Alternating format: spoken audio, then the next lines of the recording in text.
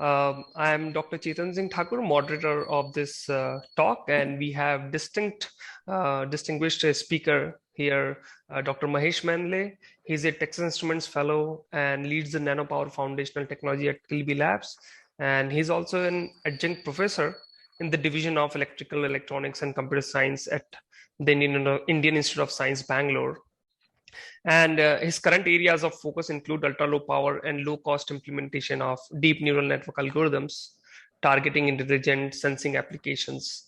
Mahesh completed his BTech in electrical engineering in 1984, MTech and PhD in computer science and engineering in 86 and 2000 from the same institute, Indian Institute of Technology, Bombay. He holds 19 US patents and published more than 55 papers and at international conferences and journal. And he has co-authored a book on VLSI synthesis of DSP kernels. And he also received Distinguished Alumnus Award from IIT Bombay in 2012, the Zeno Award for Thought Leadership in 2014, and was elected fellow of the Indian National Academy of Engineering in 2016. So over to you, Dr. Mahesh Mehendale. All right, thanks, Chetan, and good morning to all of you. Really a great honor, privilege to be at this forum sharing my thoughts on this topic of ML at extreme edge. Let me start by thanking all my team members at Kilby Labs who have contributed to the work that I'll be presenting today. So let's get started. So as we know, or as we are seeing, IoT technologies are really helping make the world that we live in smarter. It's smart factories, it's smart homes, there are cars, healthcare, there are other applications like health and fitness, and so on. And in all of these applications, we see multiple of sensors getting data for various sensing modalities, and that data gets analyzed presently mostly on the cloud where intelligent decisions are being taken. So if we really go a little bit to the next level and look into what these sensor nodes look like, they really are in some ways low cost and ultra low power microcontrollers. They typically will interface to one or multiple sensors, again, depending on the sensing modality. They would have some sensor interface, analog signal conditioning, you process the sensor data, and then you communicate. And as you do that, for these microcontrollers or for these sensor nodes, the key requirements continue to be low cost, just given that billions of these are going to get deployed. And in many cases, the form factor as well as ultra low power is a very critical requirement because you want to be deploying them and make them work with an extended battery life, or be able to use with cheaper or smaller batteries, or both. The good news in some sense is for many of these applications, if you look at the sensing modalities, both in terms of the data rate, if you look at things like even speech, acoustics, vibration, temperature, low resolution imaging, and so on, you typically find the sample rate and the data, the resolution that you need to handle is relatively modest to be able to really manage the handling of the data and the processing on these sensor nodes. One key point to note, though, is that while the performance requirements are modest, these devices typically are integrated just given by the cost form factor device. So they will have analog communications, processing, and non-volatile memory all integrated in one technology node. Typically, that tends to be a relatively slower or older node from the CMOS scaling perspective, and that is a challenge that has to counter the modest performance requirements that we see. And of course, given the low power challenge here, power management is a big part of such sensor nodes. And again, most cases that too is integrated. So this game of really achieving ultra low power, extended battery life is really not new in this sensor world. And it has traditionally been tried or addressed through making these nodes operate in a heavily duty cycle. And if you look at TI's MSP 430 portfolio, we have ultra low sleep mode currents where you can make the node sleep and you wake it up at a certain duty cycle, do the sensing, analyze it, send the data, and again you go off to sleep. So if you keep your sleep mode currents lower, you extend your off time and manage your active mode current, you can achieve those extended battery life. What is changing though now is the kind of applications we want to run in this intelligent smart sensor world is that we want to have always on detection. It means you cannot really make this node sleep and not have any of the devices on that active, but you need to be listening always on all the time and be able to wake up on an event in an asynchronous way. The event can be data, but it can also be communications and energy availability, considering that we are working on an ultra low power environment. And then when you wake up, you want to be able to process a lot of that data locally, because in many of these applications, you want to wake up and see if the event of interest has happened. But that event of interest typically occurs infrequently, which means majority of the time, 99% or more, the data that is being collected it does not really have the event of interest. And if you somehow process that locally, you can avoid having to send that data and save your communication bandwidth. But then that's now going to really put a lot more pressure on what you do when you are in active mode. So on one hand, we want to push the low power envelope and continue to push that. But now, given the always on and event of interest detection context, there are these challenges that need to be addressed to be able to make this the world of IoT smart sensing a reality. And that's where the extreme edge enabling intelligence there has a context, something that we need to aggressively look at. So if I were to kind of just take this discussion a little bit forward in terms of really talking about, hey, why we want to do intelligence at the extreme edge, it's really driven by many of the factors. And today, as I mentioned, you have a sensor node that's collecting the data. A large amount of data is sent on the cloud. It's where you do the learning, where the intelligence is built, but inferencing is also, if it is done there, you are going to send large amount of data, your network dependence, and so on. But if you really move that, where you still can do the learning on the cloud, but you do inference at your sensor node, the amount of data that you're sending is going to significantly come down. And as you can see, there are multiple benefits.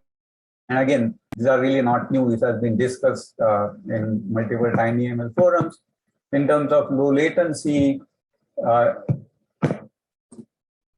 reduce or no dependence on the cloud. Privacy, it's a big concern that we keep hearing. And if you take the decisions locally, very little of the data that is being collected is being sent on the cloud. And for applications such as voice recognition and so on, voice command recognition, these could be some of the key requirements. Sorry to interrupt you, Mahesh.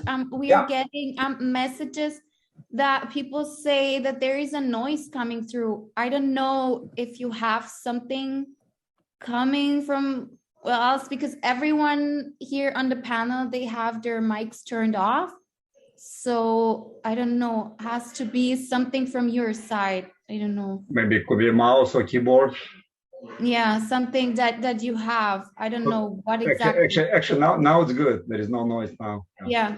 Now it's good. Okay, it may be the mouse that I'm moving. Okay, I'll try not to use my cursor. No, now it's again. Now it starts again, your noise, right, Evgeny? So I don't know. Yeah.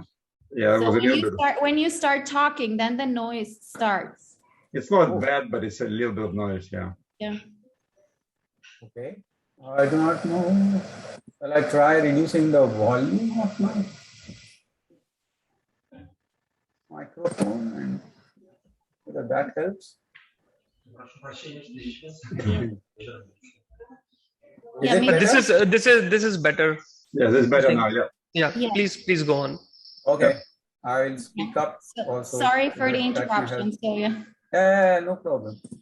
Okay, so let's keep going. So as I was mentioning, there are clearly a lot of compelling advantages of really being able to do inference locally. However, as we all know, the neural network inferencing is also data and compute intensive. If you want to really make this a reality, we have to be able to do this inferencing at a low cost and ultra low power way. And that's really the focus of what we have been trying to do, is to really see how we can really accomplish that. So if you really look at DNN-based intelligence on the end node or the extreme edge, what we are really interested in really looking at this entire signal chain, if you will, coming from sensor interface, feature extraction, your deep neural network, inferencing, post-processing, and an action. And you want to be able to meet your performance in terms of the real-time performance and your accuracy requirements, but be able to do it while managing your power and cost. And as we all know, they pull each other in different directions, and we need a way by which we can really drive the appropriate trade-off and get the overall optimized implementation, where the optimization really looks across these parameters. If you look at some of the techniques that have been discussed, again in the literature, something that we have been working on, the realization really is there is no one big hammer, and there are multiple techniques that need to be looked at, and they need to be addressed across the system level optimization, neural network, the algorithm design, the complexity reduction, and of course, looking at the hardware software architecture as well as the circuit level optimization. What we have really realized is that not only we need to develop techniques across these, but there's an interdependence between those, and we need some kind of a big optimization loop or a co-design, co-optimization kind of strategies. So I want to kind of give you a flavor for some of the techniques that could be applied or deployed at various of these abstractions or these stages, and you probably will appreciate the interdependence or the co-optimization requirements that I was talking about. So let's look at system level optimization. There are again many other aspects that have been discussed, but specifically we want to look at, say, voice command recognition as an application. And you could say one way of doing that is that, hey, I have a microphone on, I get an ADC, I get digital samples on which I can do my voice command recognition neural network. Feature extraction or process raw data or whatever, but that's really not overall energy efficient, because as we said, in most of the cases, there may not be a command of interest or even voice being said, and just getting microphone processing at the full sampling rate data is really not very energy efficient. So you can use this hierarchical detection approach. You can have some kind of an envelope detector to see if there is any energy in the sound or the data that is coming through microphone. And you can do things like voice activity detection to really see that, hey, if there is something that I picked, is it really a voice, and so on. And there are other techniques I can do to use this data, such as context-aware modulation of sample rate as well as bit precision, and event-driven sensing, where you can do maybe do detection of a significant change in the input and only then react, and so on. As you can also see, some of these techniques present opportunities where these could actually be done locally in sensing as well. So it wasn't something that needs to be done on MCU. And the system level, one can think of a partitioning of where it needs to happen. But this is an example of how you could actually process the sensor data even before you run it through a neural network-based intelligence, and still can achieve significant reduction from the overall system level energy perspective.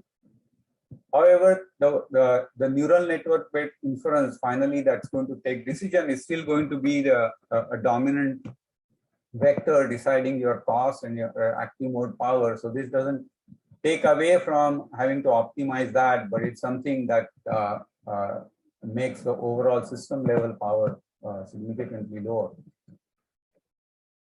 So let's go and look into the opportunities for the neural network algorithm optimization at that level, and also looking at complexity reduction. We are all familiar with these phases of, hey, you train the network, you implement it optimally on your target hardware, and then you deploy it. So I'm not going to spend a lot of time walking through this block diagram, but the key thing that really is important in the tinyML or the ExtremeEdge context is that you need to design an algorithm and with complexity reduction that it can actually fit within the compute and memory constraints of your target hardware. And that's a big challenge from the end node or ExtremeEdge perspective. And your topology selection, of course, being able to do the training, but doing in-loop quantization and aggressive quantization are really the key vectors and factors that are key to be able to get a neural network algorithm with reduced complexity to be able to fit in your target within the constraints, and then couple that with an optimized way of implementing that on an underlying hardware that is also efficient in terms of implementing these aggressively quantized networks. So let's look at what these constraints that I'm talking about. And again, if you look at low cost, low power MCUs, the constraints really are that you want to fit the whole model with all the memory that you have on chip. There are no external memory interfaces for these devices. So you have typically a flash or some kind of a non-volatile memory where you need to fit in your model and your SRAM that is available, your peak SRAM requirements need to fit within this available SRAM. And of course, you need to manage your compute complexity so that you can meet your real-time requirements. Because remember, we are doing an always-on kind of a processing, and you want to get this done at an as low power as possible, keeping in mind that your underlying process technology is typically going to be older technology, which is good from a maybe leakage point of view, but from an active point of view, power point of view, it can be a challenge. So let me give you some idea of what we have been looking at from a neural network complexity reduction. And if we take baseline, where you typically take a 14-point trained networks and do an 8-bit quantization with minimal accuracy loss. One of the approaches, a technique that we have looked at is really training these networks with this in-loop quantization to be able to do binary weights. With, of course, per channel scaling factor, as I have shown here. And this has significant benefits because now your convolutions are multiplierless. You get 8x reduction in the weight storage, which again is important. And then your intermediate precision for storing intermediate values, in this case, is again lower than if you're working with an 8-bit weights. So it's really a very compelling knob to look at, though, as you all know, the challenge with this is that comes with a pretty significant accuracy drop. What they have really found is that if we switch to ternary weights, where you are now, instead of 1 minus 1, you are doing a minus 0, 1 with again per channel scaling factor, we can much of that accuracy loss. And the other benefit of that, your convolution is still multiplierless. But now, since you are going to have typically at least 1/3 zeros, you are going to get significant further benefit in terms of the power, because your compute is actually lower than in case of binary. So this is again a compelling alternative, and it's something that we have been looked at, and we have looked at multiple networks, and we are able to really demonstrate that in most cases with ternary weights we can achieve really good accuracy. There are networks, there are applications where whatever a small loss may need to be recovered, and you can use this technique where you use from each input to output are two sets of ternary. We call it two ternary or a branch ternary kind of weight. The same multiplier convolution achieves higher accuracy. Of course, it comes with double the number of compute, but that's an accuracy versus power trade-off we need to look at. But again, it leverages the same underlying ternary compute kind of a paradigm. And of course, you can go to 4 bits and 8-bit weights. And as you can see, it go down, there is an accuracy increase, but as you kind of go more aggressive, you are going to get benefit across cost, latency, for inference. So we don't need to necessarily do this across for the entire network, and you can actually look at per layer and even per channel variable weight quantization so that you can get the desired accuracy versus cost latency trade-off. While all this is looking at on the weight side, activations is another important part of it, and a lot of my previous slide I talked about 8-bit for data, but activation, but you could push it down to 6 bits or 4 bits. That helps in you lowering your SRAM requirements. Again, SRAMs are typically at premium on these sensor nodes, and of lower latency and lower energy per inference, but that too again comes up, has its implications from lower accuracy perspective. So one of the things that we have been looking at is really, can we then do weights and activations co-quantization? And one thing that we have really seen is that you could use 8-bit ternary weights or 4-bit weights and 4-bit activations, and you can get comparable quality. And these kind of co-optimization and co-quantization provides very interesting optimization opportunities.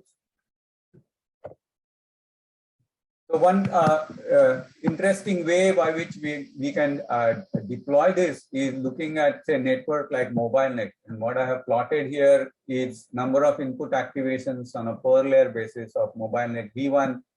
We use the 0.5 scaling factor, 112 by 112 input image, and we essentially made it more of a visual vector kind of a network for classes. And what we really see here is that your peak memory requirement is really dominated by the initial set of layers. And your overall weight storage is dominated by your kind of a deeper layers. So if I take 8-bit activations, 2-bit weight as a baseline, going to 4-bit activations, 4-bit weights gives you a peak SRAM reduction of 2x, but your weight storage doubles. But what we find is that for initial layers, if you adopt 4-bit activation weights, and for the subsequent layers, you use 8-bit 2 bits, we can get the same peak SRAM reduction, but it comes at a very marginal 4% overhead in terms of weights. So this is another example where aggressive weight and activations co-quantization and making it variable is something that can be leveraged to get to really our tinyML, ultra low power and ultra low cost implementation. So Chetan, I can pause at this moment, or I can just continue and cover next few slides, and then we'll I think you can continue here. There are not many questions, so okay. Please go ahead. Okay. So the model, if you continuing on this vector of optimizing, reducing the complexity from an algorithm perspective, there are other techniques of model augmentation that can also be leveraged to get the accuracy or quality versus complexity trade-off. We have seen the scaling of number of channels and scaling of input feature maps in for example, the MobileNet for the visual vector, they already have talked about some of these approaches. You can also look at adding layers, make the network maybe a DSNN and make it deeper and so on.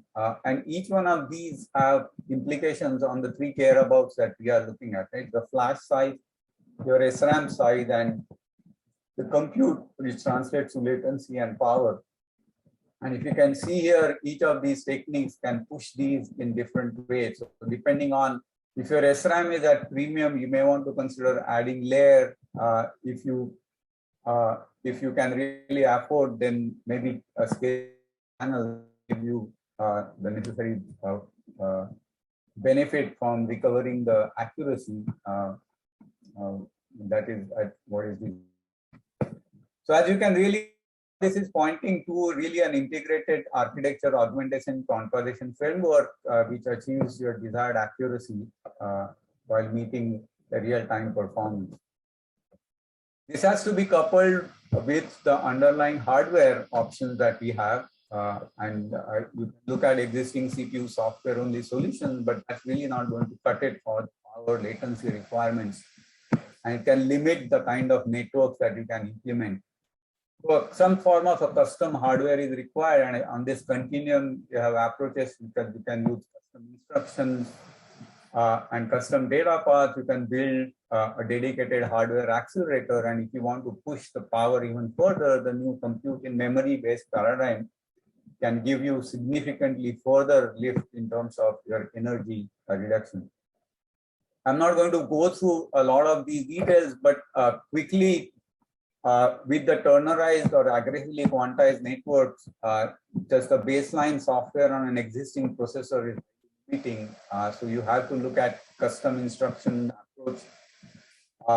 At a simple level, you can add instructions that can handle bit level pack data that can do conditional adds operations, and just with those simple addition alone, you can see some of these quantized networks significantly accelerated latency, and it has related implications on energy, and you can store weights in packed fashion, so you get that benefit as well.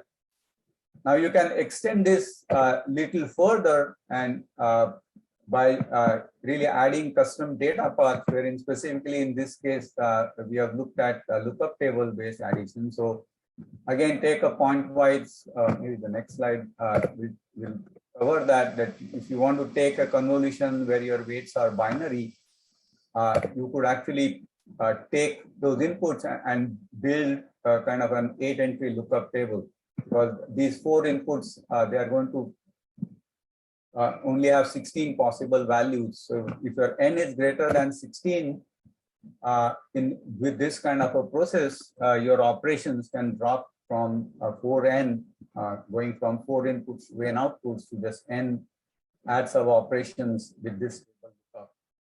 So this is again another technique where you could use custom instruction, but with custom data path and target it towards aggressively quantized network. You can implement in a very efficient way.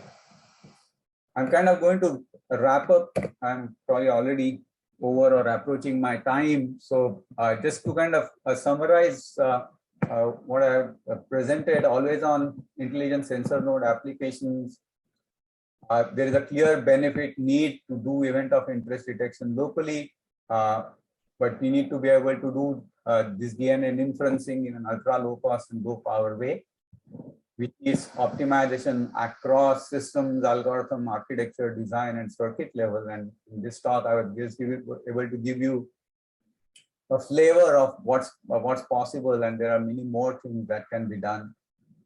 A software-based implementation on standard CPUs is not adequate. It cannot really leverage some of these aggressive quantization and optimization techniques that we talked about, and we need really either some kind of a customization and a hardware accelerator or custom instruction data path kind of a underneath hardware.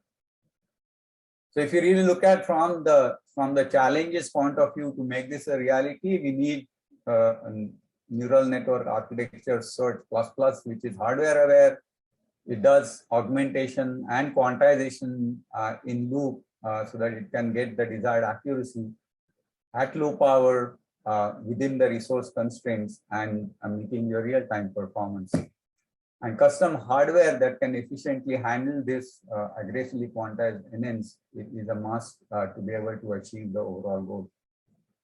With that, I will stop here and take any questions. Thank you for your attention.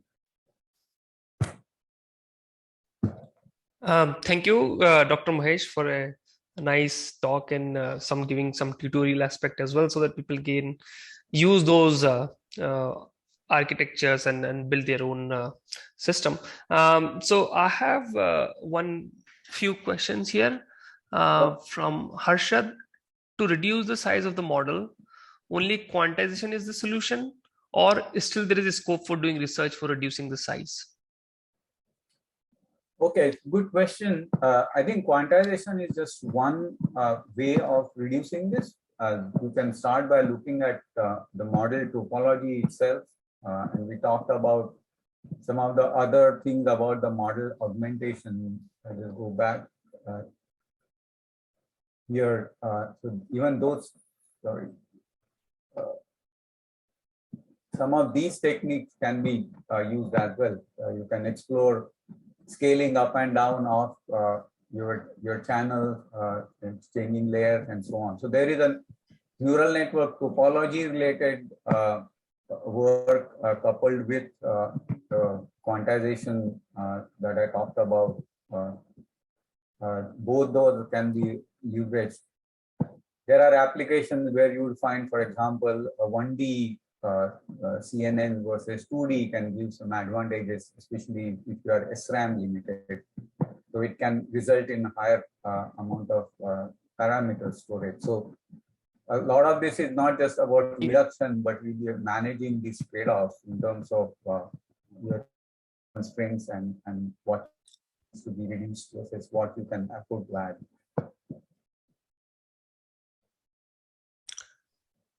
So there was a problem in the connection, it seems. Oh,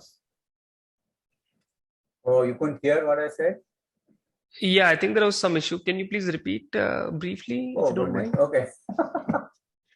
Oh, no. Sorry about that. Yeah. No, that's fine. So, I think Chetan was okay on my end, that maybe your connection. Oh, I see. Okay.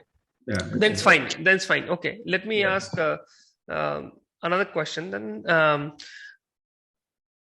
From Rajesh is, what's recommended for processing events of interest or push or pull? I'm not sure whether it's clear here, but Dr. Mahesh, do you have any comment on this? I don't quite fully understand what the push or pull comment about is, unless is referring to node getting an indication from the cloud or from the gateway as to when to do the sensing as against the decision being taken locally. I do not fully I see. Okay, maybe Rajesh can rewrite again in more detail if there is. But there is another question from Evgeny. Any comments on custom hardware beyond digital accelerators? Example, in-memory computing or neuromorphic computing. Do you have any comments on that? Oh, absolutely. I think in-memory compute is a very important paradigm. And again, I didn't go into the details of that, but this is an area that we have seen can give significant power reduction for sure over digital implementation.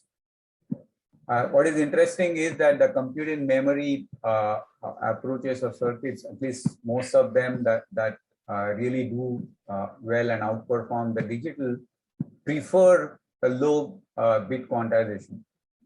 So in some sense, all the aggressive quantization techniques that I talked about, they go hand in hand and work very well for computing memory-based approach. So that is a key component, and to get that next level from a power point of view. Mm-hmm. Any comment on neuromorphic architecture if you came across? I think you're talking of spiking or any other kind of technology. Yes, right? Yes. So, yeah, so again, we have not actively looked at it in our group, but there is definite, from a power point of view, a lot of interest in that, just given by the event-driven nature of it. So when I was initially mentioning at a system level an asynchronous or event-driven detection of events, if you're getting event in an asynchronous or event-driven way, you could use a spiking kind of a topology and get overall power benefit. So absolutely, yes, that's the kind, that is a promising vector as well. It's something that we have not actively looked at. Okay, I have a question here since we have few minutes. So since you mentioned about this in-memory computing hardware accelerator, right? And if you see, there are several architectures or chips has been out there, and mainly this data path, right, which is, let's say, few PEs, right, they implement, right, and they're basically you want to use in-memory computing architecture, but majorities comes from the control path, right? How would you handle in that? Because that is the major part in any accelerator. Correct. So again, I think it goes back to this quantization and co-optimization that we talked about. So there are certain neural network layer types and certain, you could say, layer sizes, channel size, and so on that would be friendly for in-memory compute-based implementation. So your network augmentation strategy needs to be hardware aware. And if you do that, you can actually implement compute in memory based implementation and do it in a efficient way to reduce your control complexity. The compute in memory base in many cases weight stationary, so it actually potentially reduces your complexity. But not all network layers can be as efficiently mapped. So doing that kind of a partitioning and designing the network topology that is aware construct is important. And if you do that, you can see that the compute in memory based approach can give you significant benefits, especially where now your compute is dominating your power as against control. So another question is talking about quantization. What about binary or ternary? Do they have a potential in terms of good enough accuracy? Yeah. So you mean, yeah. Yeah, go ahead. Yeah, please go on. So I think we have again been looking at this extensively, and we have this integrated quantization and training kind of an approach by which we are able to get many networks for many applications with ternary weights. Remember, we're still doing that with 8-bit activations. In cases where there is an accuracy to be breached, we have been looking at this two-ternary branch ternary approach. In most cases, we have been able to accomplish that.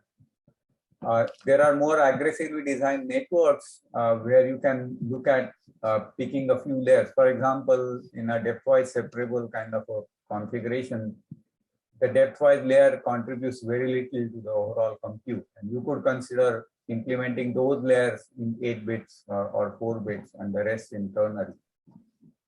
So it's really driving the right kind of a trade-off, but you do this quantization in loop in training. And we have been able to at least demonstrate that for many of our applications, we can get desired accuracy with ternary or this two-ternary augmentation. How much is the reduction from the baseline? If you want to compare, let's say, with a ternary, depending on the network, you can be within 1% or even 0.5%. I see. With two ternary, you can approach within 0.5%. That's interesting. Yeah. Again, it's a subtle difference here. It has per channel scale factor, so it's not really 1 0 minus 1. It's alpha 0 minus alpha, and it's 8-bit quantization, 8-bit activation. And also, you need to store this alpha, right? Which is different for different channel, right? Yeah. Okay. One last question from me is, what do you think about in industry about the scope of analog accelerator, right? Which is probably would be a better option in the context of tinyML because the power is the main constraint. So, I mean, I'm not sure about whether TI is pursuing that route or not because, yeah. I think that two things. The in-memory compute, if you see, is really the underneath the computation that is being done. It is heavily mixed signal in nature. So that's clearly one area where the analog compute aspects come in. I think the other area where the analog compute is really going to be critical is the front end of it, right? For many of the applications, you need to process the raw sensor data. And some of the system level things that I talked about from some of these optimizations or even doing some of the feature extraction in an analog domain, you can really achieve significant benefit doing that. So analog computation for neural network, I would think it will be more around the in-memory compute. But the front end of this, where you are processing the sensor data, analog signal chain, I think there is a lot of opportunity for doing some of the aggressive optimization. Yeah, since you mentioned this signal processing chain at the beginning, right? Is it more like analog to information converter, right? Because I think which is one of the driving force right now. Absolutely. Do you want to comment on that something?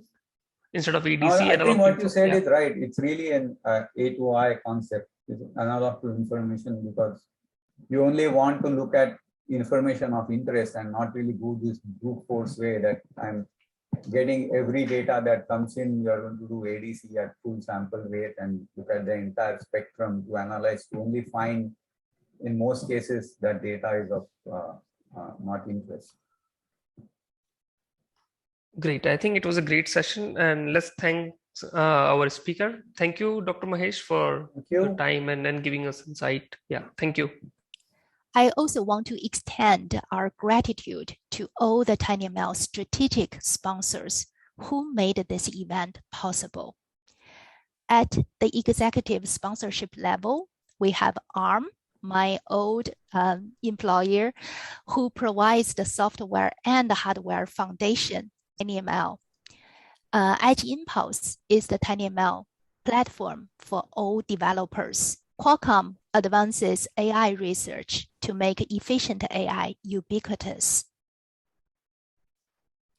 Sentient offers end-to-end deep learning solutions for tinyML and Edge AI. At the Platinum sponsorship level, we have Reality AI adds advanced sensing to your product with Edge AI and tinyML. Renesas, who has big ideas for every space. With our golden sponsors, Latent AI develops adaptive AI for the intelligent edge. Maxim Integrated, who is now part of Analog Devices, enables edge intelligence. Seed Studio, they are the IoT hardware enabler. tinyML builds smart IoT sensor devices from data. SynSense builds sensing and inference hardware for ultra-low power devices. We will have some special partner sessions in the next few days, led by the sponsors we just introduced.